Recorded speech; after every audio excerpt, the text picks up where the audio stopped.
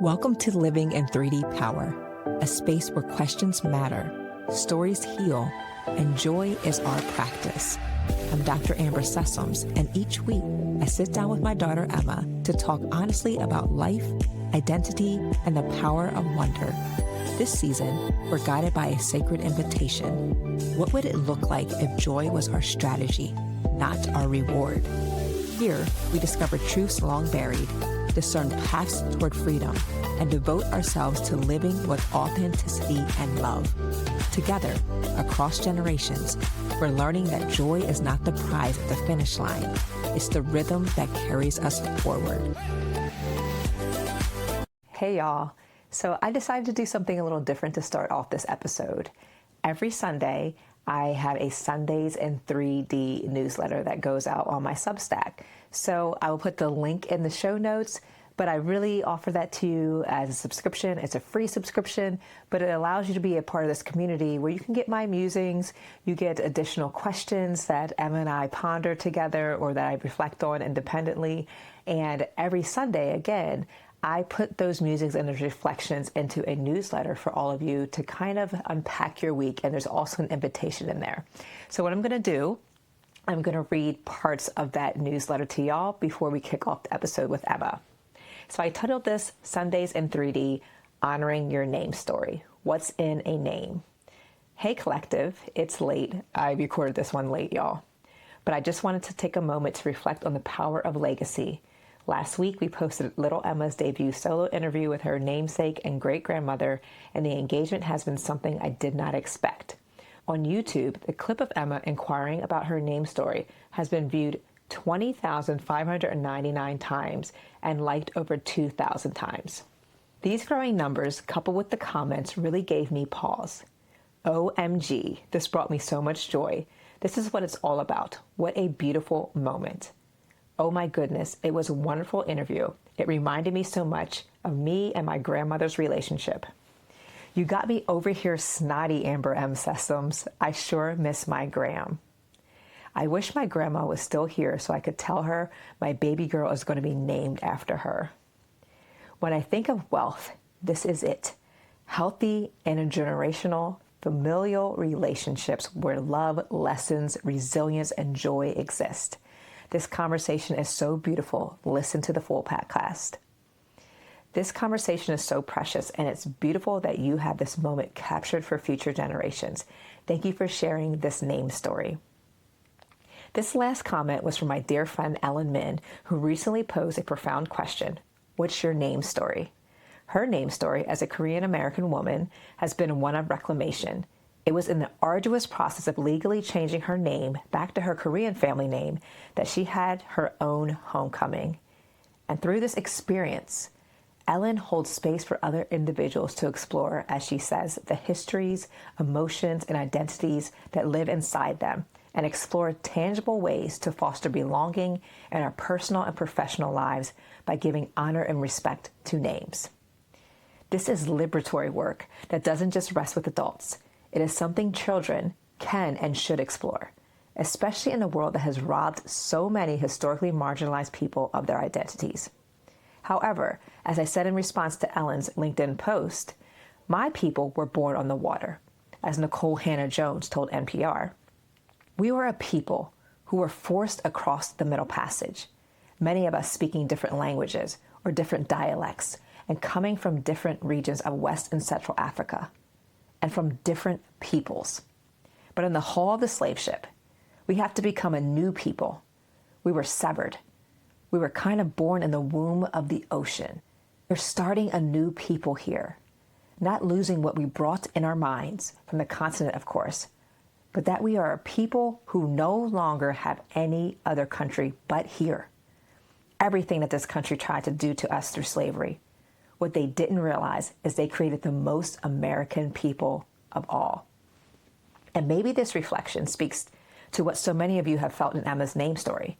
Maybe it's the remembrance of your beloved grandmother, or maybe it is the ancestral knowing that those of the African diaspora were stripped of our names upon these shores, which was a dehumanizing way to sever our ties to family and heritage. Therefore, the act of naming oneself, naming your offspring, is such a powerful act of self-determination. We get to choose who we are. Sitting with this and their collective responses have been a beautiful reminder of how we reclaim legacy, identity, and liberation. Our names, regardless of their origin story, can and should be a pathway for us to begin again, stand firm in who we have always been and have yet to become. Your name story is yours to discover and reclaim. Let this be your invitation to inquire about how you were named, the origin of your name, and how you make meaning from your name. Now, speak your name with all the reverence it deserves, walking in the truth it reveals about your unique gift to reimagine the world. Let your work be a beautiful demonstration of how to protect the dignity and sanctity of our humanity. And with that, let's start this episode. It's me, it's me, it's me. It's me, it's me, it's me.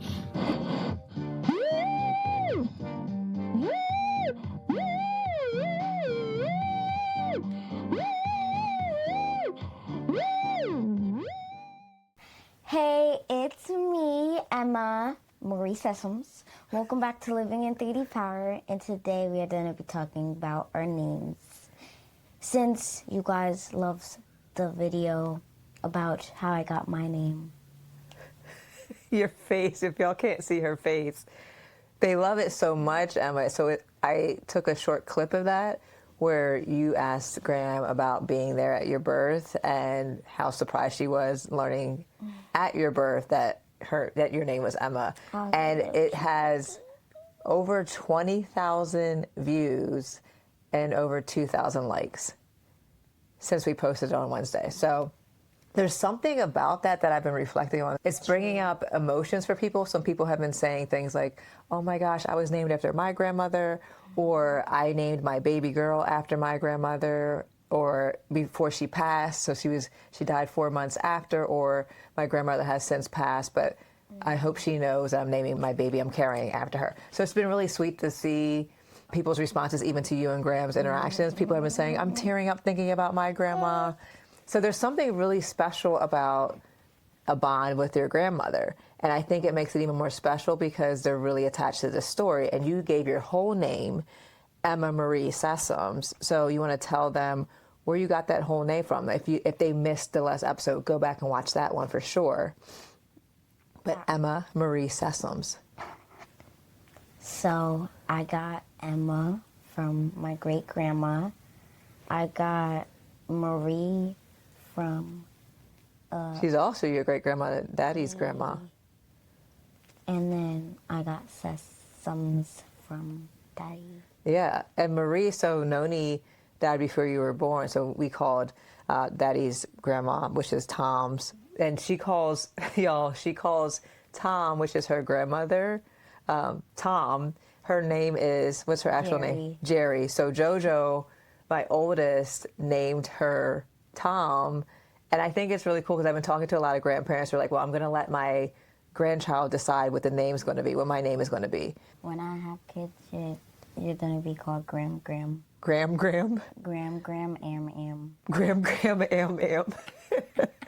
Well, part of it I love is like letting the child decide. So Mom was my great grandma. We called her Mom. And Aunt Florence, her grandkids call her Mom, which I think is super sweet. But Emma, I thought we could talk today about part of your challenge that you gave us, not this past podcast, but the podcast before. Do you remember what your challenge was? To find a picture, take a picture with one of your relatives. Yes.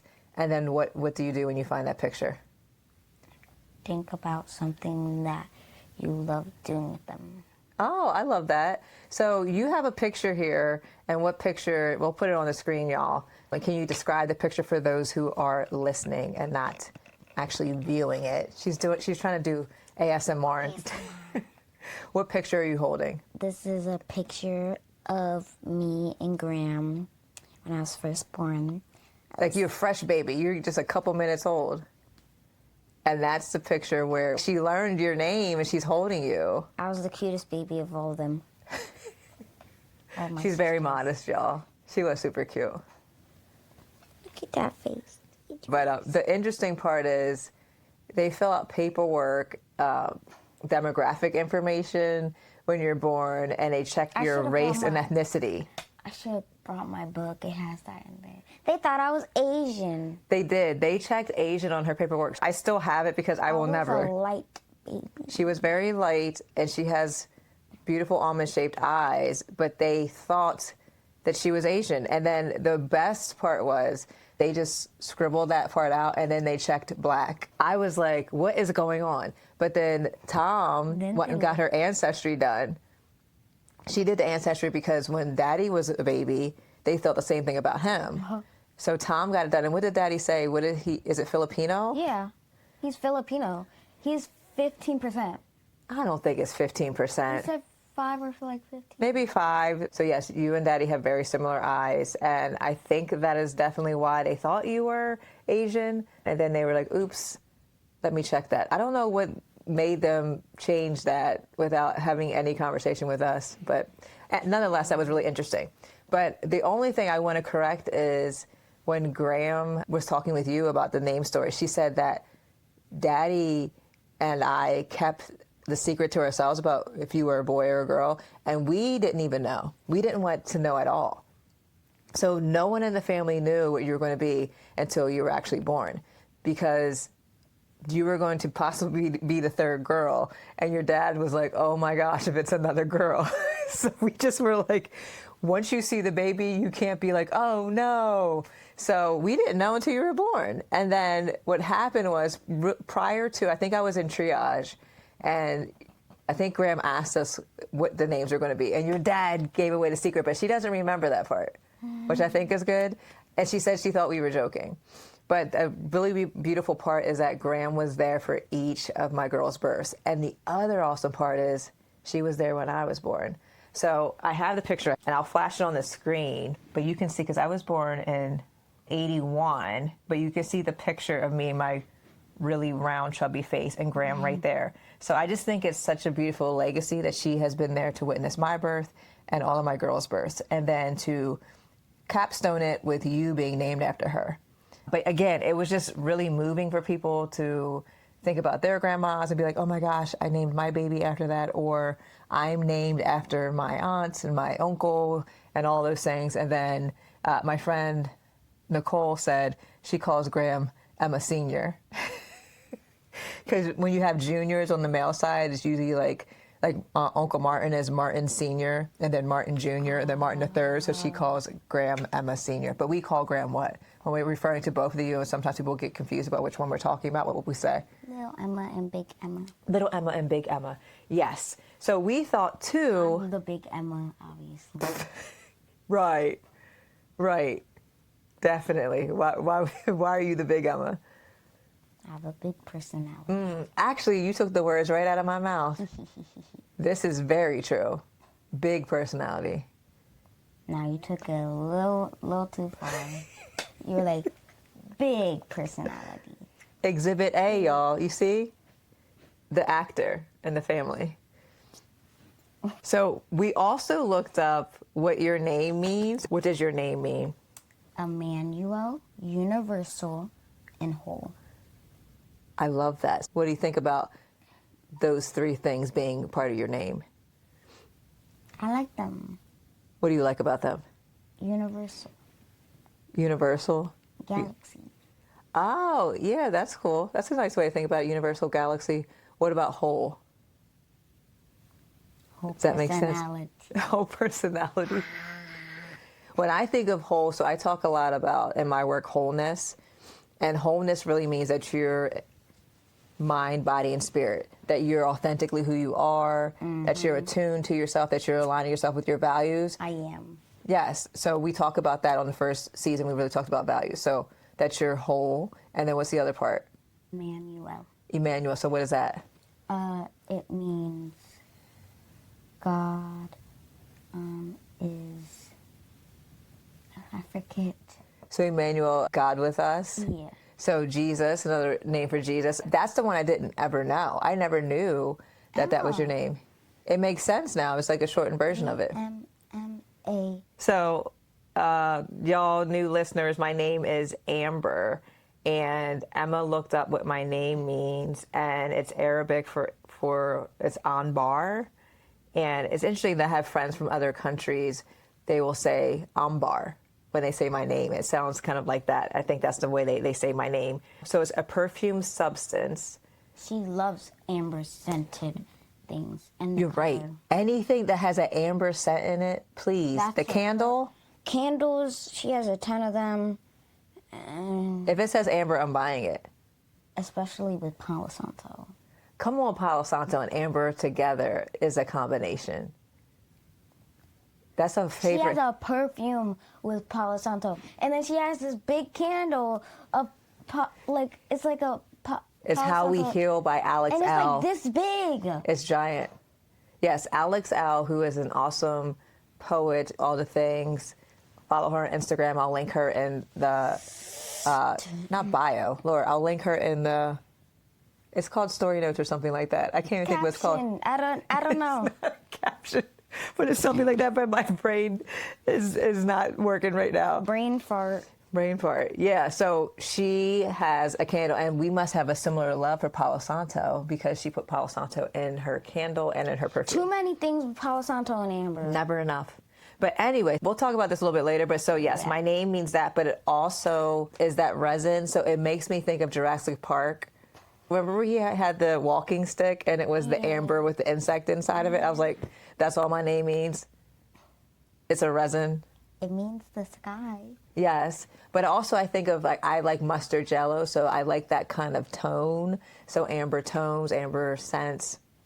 But that's all I got. So I thought... Yesterday, you were sad because you broke your heel that was mustard jello. Listen, You were like- do you know how hard it is to find mustard jello or a deep yellow color, especially in this season? Because the fashion industry decides what colors are popular for the season.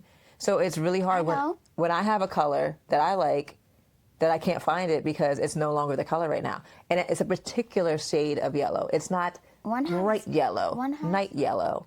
One has amber. One has like the Mustard jello? mustard jello been a color that Probably. fashion. You're a hater. It was a color probably. 80s? No, it was 90s? recent because I have that mustard jello suit. At first it started out with yellow and then it moved to a deep yellow mustard yellow. And now I can't find it. Not anymore. Listen, but I still love it. I'm not going to let people in fashion industry dictate my color. I'm a fashionista. Yes, you know. And I don't think mustard yellow looks good. You don't think mustard yellow looks what? Good. It needs like other colors with it. Can't It's a jewel tone. So you mix other jewel tones with it. Mustard yellow looks great on my brown skin. It does. It's beautiful. It looks so good on me. At any rate, she's a hater. We're going to rock. I'm going to keep rocking mustard yellow. So any of y'all know any mustard yellow shoes out there? Please let me know because I'm on the hunt. I like a suede mustard yellow shoe. I don't really want them to be leather. But if they're leather, and I'm at the age now, I need a stagtail, not a stiletto. But No wonder why you like mustard. why? I don't really like mustard. We went on this field trip a couple days ago, and I was like, "You put mustard on your hot dog? I don't really eat hot dogs, but we were over a fire, Why so not ketchup? I put both on it. But still, why? Because I just like the combination. It gives a little tang, and the sweetness of the tang, it's good. That's the thing. Mustard It's too tangy for you. is nasty. It tastes like lemon, garlic. I wonder if those flavors are in there. I don't even know. It's vinegar. No, it's like vinegar, garlic paste, garlic powder. You don't like any of those flavors? I do. But like, why does it taste like that? You Like, it there's different shouldn't ta- flavors. It shouldn't taste like that because I don't taste any of the garlic, none of the garlic powder, nothing. None of the vinegar. All I taste is like lemon and vinegar and salt and it's just nasty. Not a rant about mustard. There's different types. You could do honey mustard. You could do Honey mustard. hot honey mustard. You know I love hot honey. She's obsessed with hot honey. I am. And then I just tried the extra hot honey, but that was a little bit too much. It was a little bit too, I think it has ghost peppers in it. It was a little too much. Yeah, But anyway, we digress. But anyway, so what we're going to talk about today, and this is inspired, one, by the episode you just did with Graham, and also people's reactions to the name story and them recalling, oh my gosh, I'm named after my grandmother, because you had just told the name story to the audience last week. Name means old French. No, it's like a old French last name. Like It means something like Sons of Cess. Yeah, Sons of Seth. I don't. So let's go through the questions. So what I thought we could do today is, Ellen really inspired me because she has access to her original name through her ancestry because she's Korean American. It's a lot harder for us as African Americans to really go through and figure out what our name was, our original name was in our birth and native land.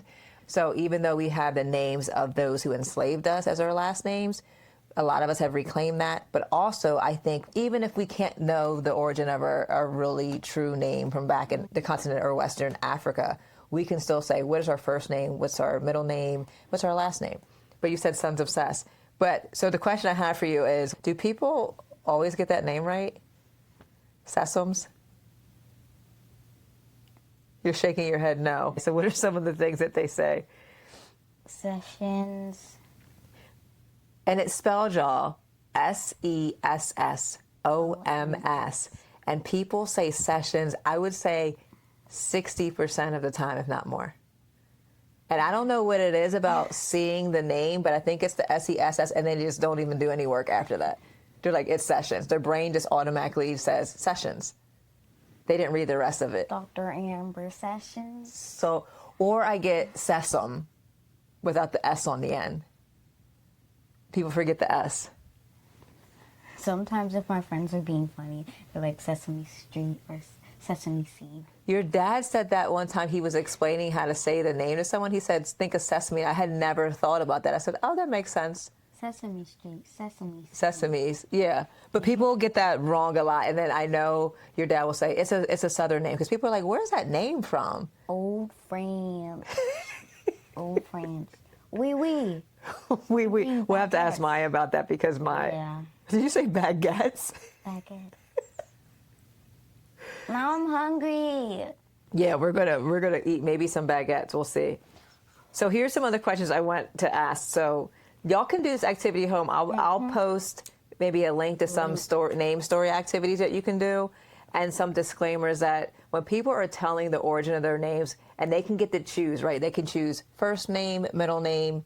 Also, some people don't have middle names. I have a friend that I remember I was trying to create a middle name for her, and she was like, I don't have a middle name, and that's traumatic for me because people think I have a middle name and I don't.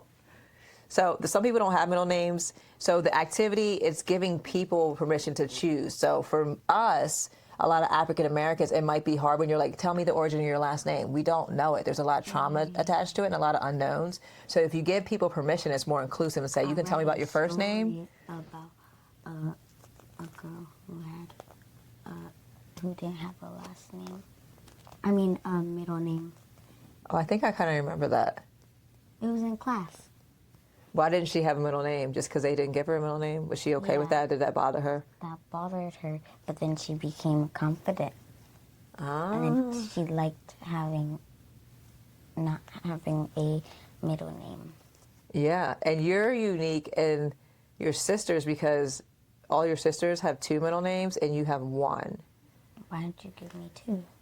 Well, I think we gave you one middle name because we were trying to honor both of your great-grandparents, so Emma and then Marie. Marie was Noni's middle name. Also because we were still trying to, for me, my perspective was like, I didn't want to give you two names because part of you is here and part of your sibling is in heaven. So like you being a twin, I felt like it was incomplete. So I just wanted to give you one part of that name and honor your sibling in that way too. So I thought about that too. Like, let me just give you one part of the name. So that was kind of, it makes you unique among your sisters because you only have that one middle name. Mommy always brings up if you ever watch Proud Family, you know that one episode when they were doing swimming lessons and then La Cienega took off her shoes. You always compare my feet to La Cienega. She was a great swimmer because she had to flip her feet. It was a good episode because she was so embarrassed by her feet, and then she realized it was something that was a strength. So I think that's also part when you said about the person not having a middle name. Though. Right. You're an awesome swimmer. So these are the things that a lot of people might make fun. You do have, I mean, your feet are big for your age, but that's okay. I also have big feet. They're big compared to my legs. Yeah, you came out with big feet. Yeah. But all three of y'all had the same size feet when you were born. Your feet just looked bigger because you were so tiny. You were only 6 pounds. You were like really, really tiny. But you're a survivor, so you made it. I'm a survivor. So let's look at these name story things. And again, y'all, I'll put a link to one that we use in the chat or in the show notes. There it is, show notes. I couldn't think of what it's called. But so we already talked about one of the first questions that you can ask is who are you named after and why? So we talked about that. You're named after Graham. I don't actually know the origin of my name. I just think that my bio mom liked the name because the 80s was a very popular name. So usually you can tell if you find people around the same age as you, it's a generational thing.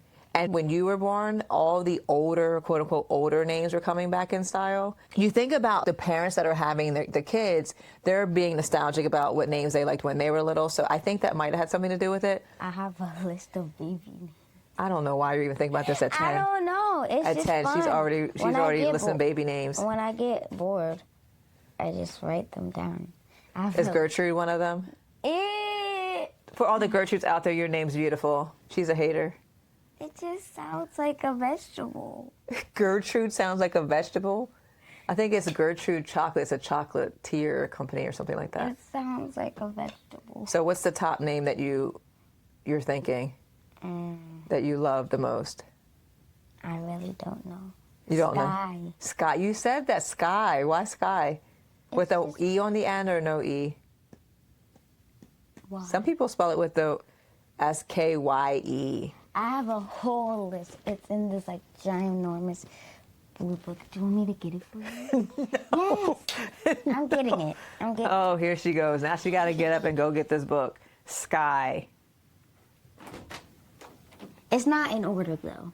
It's not in order. You don't have to shut the door. Just go get the book. Y'all, she gets something in her brain and she just got to see it through. You almost back on?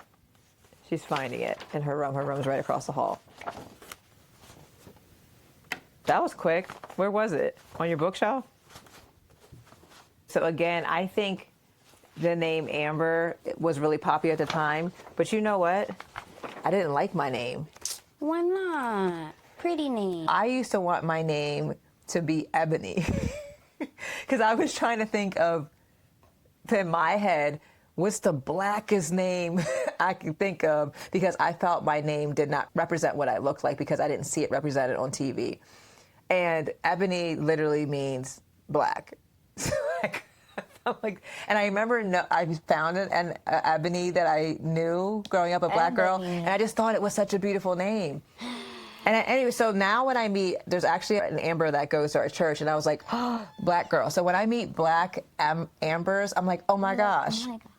Because it's rare that I meet another black Amber. But so there's a black Amber at church, but she's about 10 years, or 6 or 8 years younger than me. But it was pretty cool anyway. So you found your names, not in any order, even though they're numbered. What's your top name? Or one of the most unique names that you came up with? Mia. Mia? Me. Mia. So most people spell it M-I-A, but you spelled it like me, M-E-A. Like me. Me. Yeah. That's a cute name. And then Garnet. Garnet from Steven Universe.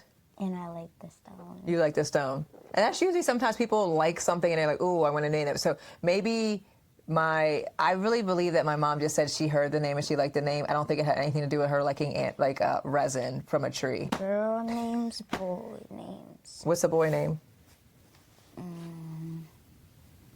William, but spelled W-E-L-L-E-M. So you would have a pretty standard name, but you would spell it differently. A lot of people do that, and then people get confused. And then I have a couple from the Bible. Oh, I see Peter. Mars, though. Yeah, Mars. Oh, Moses. King. Isn't there a celebrity that just named her son King? I can't remember. I don't know who that is, though. Probably Cardi B. Was it Cardi? I think. Maybe. I think so. Those are cool names. So you should keep this list until you're old enough to have kids and see if you ever pick anyone. But it'd be nice to kind of reflect back and be like, these are the names that I had at 10 years old. For some reason, she was picking names, y'all, at 10 years old. I don't know. But yeah, those are good names. So the other questions are, where does this name originate from? We talked about that. Who named you? We talked about that. You. The spelling of the name. So the other question is, the special meaning does this name hold for you? We talked about that with Graham. And do you have any memories or stories associated with your name? And I think you have a very special memory that now over 20,000 people have seen, which I think is really beautiful. Mine, I just think my mom just liked it, and that was it. But I think that even the significance of, say you don't like your name, or that you don't have any like significant meaning behind it other than I liked it, is that you add meaning to your name, right? It could be like, oh my gosh, there's so many Emmas, it's such a popular name. But you have meaning to it because of you being uniquely who you are, and also because you carry a legacy. I have a friend named Emma, and we're like completely different people. Yeah. So even though you have the same name, you bring your own swag to it. But we still have some things in common. Yeah. Like when we play rock, paper, scissors, shoot. You always pick the same thing? We're always like, and then we pick the same thing. And I'm like, ah! So there's similarities, but also Differences. And that's, we celebrate differences. Yes. And also the legacy, too, of your name is that Graham was named after her Graham. Do you like your name? At one point, I think I was like 8 or 9. I was like, I want my name to be Sky. Sky? It's just a pretty name. It is a pretty name. So you think it's prettier than Emma? Do you feel like, you know how people sometimes will be like, you look like a Sky, or you look like a Ebony? No one says that to me. But do they see if they're like, oh, you look like a Emma? If we named you Sky, I look like a Sky. I can kind of see Sky, but I mean, Emma is just where it's at. It's a legacy. You're a legacy builder, so I mean, we can't go wrong with Emma. True. So again, if you chose a name for yourself, you would choose Sky. Again, I would have chose Ebony when I was young. Now it's my name is my name. It makes me unique because I don't feel like there's a lot of Ambers that look like me out there. If you are Amber, a black Amber, shout out, because I feel like we have, every time I find one, I'm like, yay, and we have a bond. Also, what I'm thinking about is I asked you this time because every Sunday, y'all, I do, if you haven't subscribed to our Substack, I release a Sundays in 3D newsletter, just reflecting on what has come up maybe over the week or just any reflection. It's just whatever's on my heart. And I do a breath prayer with that. And I asked Emma if she would write the breath prayer this time. And so I get to read it? You want to read? You actually want to do the practice, though? Mm-hmm. You got to do it like inhale. I know. Okay. So she's going to do the breath prayer that she wrote all by herself. I just typed it in. She did an awesome job. Super proud of her for the first time doing this. But breath prayers are just really a way to ground yourself. So I do these a lot in my work, and it was inspired. I can't think of where it originated, but it's been an ancient practice. People have been doing this for centuries. And most recently, I would say co-author Riley has been doing them in her work, Black Liturgies. And that's an awesome book. So if you don't follow her, I'll put her link in the show notes as well. So what I asked of Emma was, on the first stanza, I kind of do my framework, my 3D Power Tools framework, and the first part of this is discovery, so self-discovery. So I just asked her to think about discovering yourself and what that means in your name story. And so she did on the inhale, my name is unique. Exhale, I won't let anyone make fun of it. So has anyone ever made fun of your name? No. No? Mm-mm. No one's ever made fun of mine either. You know what? Maybe some people will joke around. I don't think they're intentionally making fun. It's just a funny joke because it's in popular culture. My name's in popular culture. It's Clueless, the movie, which I know you've never seen. I think it's a 90s movie. I want to watch it. We'll have to see if it's appropriate. I think it's fine to watch it.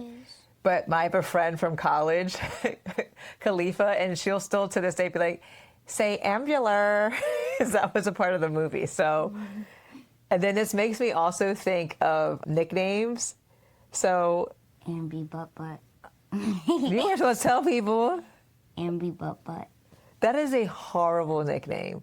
I mean, I've heard some bad nicknames, y'all. Ambi Butt Butt, I think, is pretty far up there. So that was our cousin, Lisa. Pretty. Yeah, what's your nickname?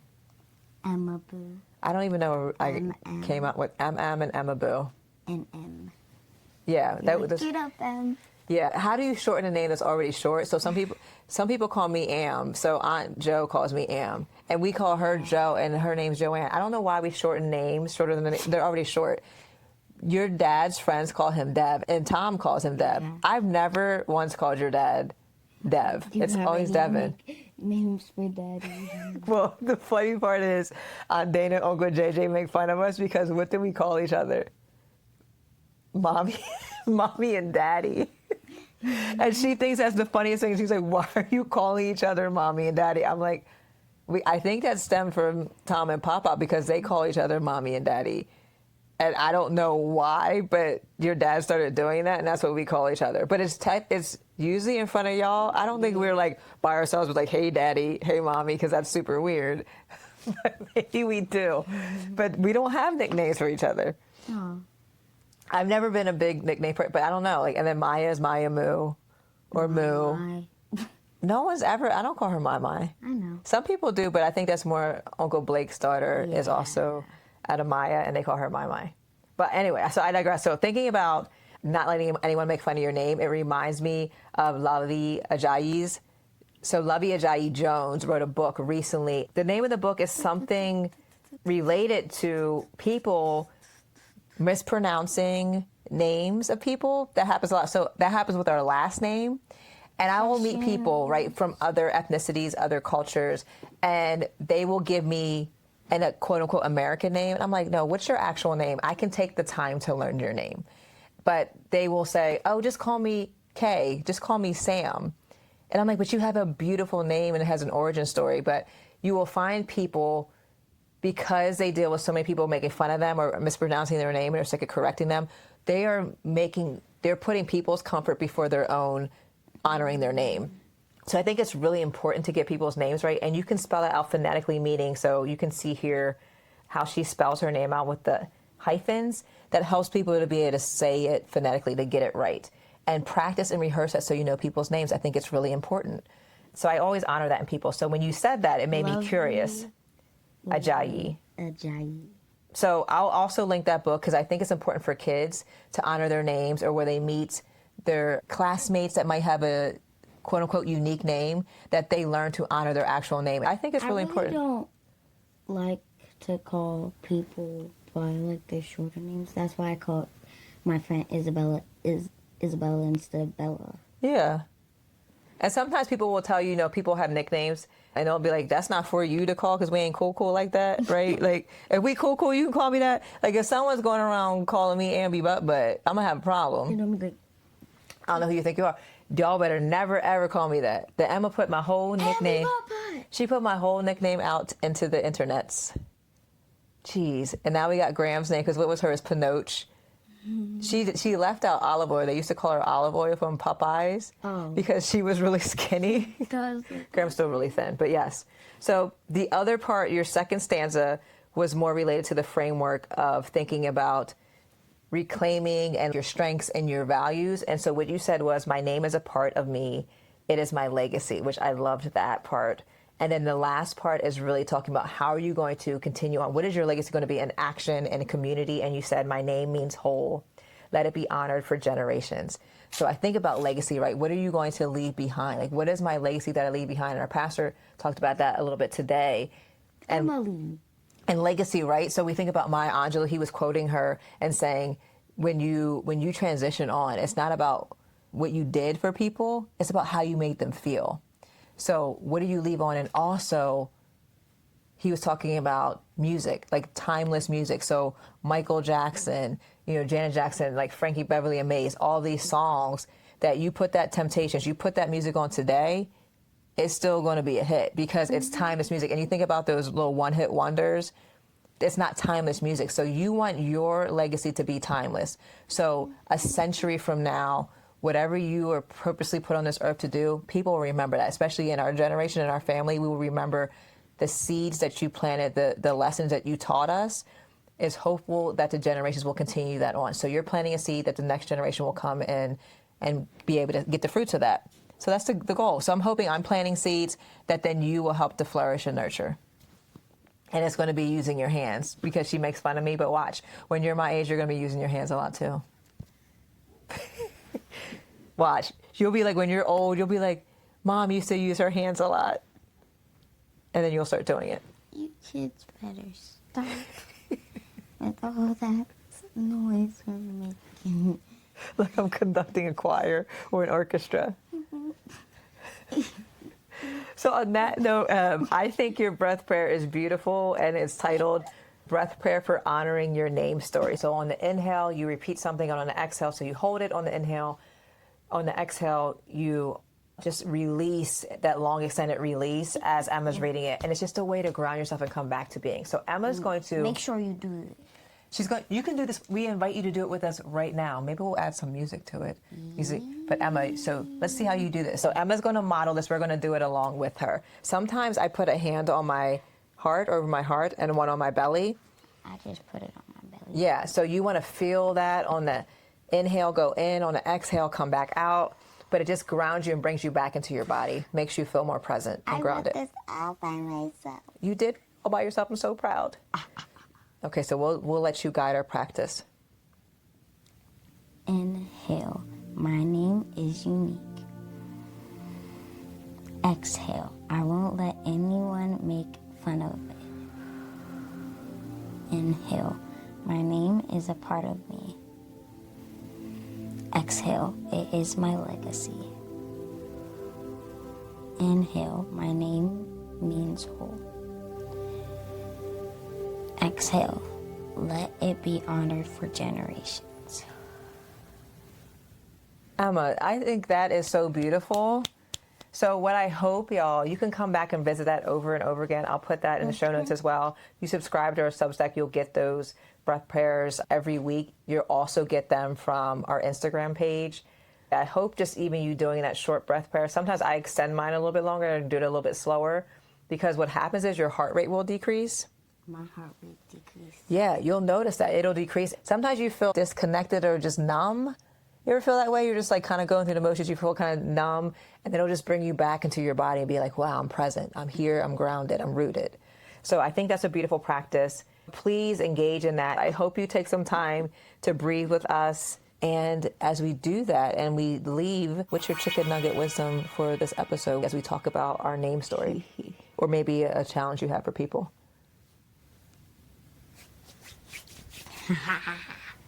Okay, so I have two things. I have a challenge and I have my chicken nugget wisdom. I'm gonna start with my challenge. Okay. So you need to find the meaning of your name. Find the meaning of it. I think that's really important. Mm-hmm. And then my chicken nugget wisdom is do something that makes your name and a legacy. Oh, like do something. Yeah. So thinking about your name and what legacy can you leave behind. And I would think too, what's really important, some people might not find their name. Some people have really unique names that just aren't in those baby name books. You could then create your own name and meaning and origin behind your name, right? So don't. Oreo. Oreo. My name means Oreo. You just reclaimed it as Oreo. But I like that. So think about, like, research the origin of your name, and maybe it's a segment of the name, and maybe the whole name doesn't come up, but a part of your name. And then think about how you embody that. What's the legacy then that you want to leave? So you being Emmanuel, God with us, having that name of Jesus, being whole and universal.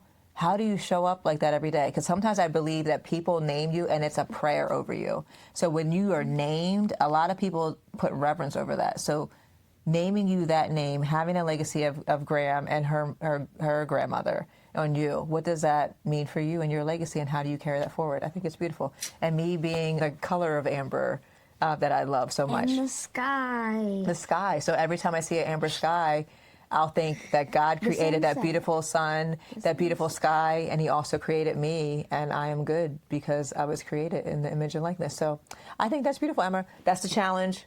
Put it in the chat. We're going to come back next week and give us some receipts, y'all. Did you do the challenge, and what did you think about it? You better have done it, or I'll be mad. You're not going to be mad. I'm joking. I'll just play my piano. Really loud. All right. Bye, y'all. I'm so glad you joined me and Mommy for this episode of Living in 3D Power. I hope you like it. Now do me a favor before you leave. Subscribe to our Substack and make sure you subscribe to wherever you listen to podcasts too. And hey, do me another favor. Share this episode with a friend or family member. If something we said made you laugh, made you smile, or it might mean something to them, just send it away. Okay, one more favor. That's a lot of favors, I know. Head over to the comments on our social media. Tell us what made you say, "That's deep, bro." Because your words encourage other people and they encourage us too. See you next time.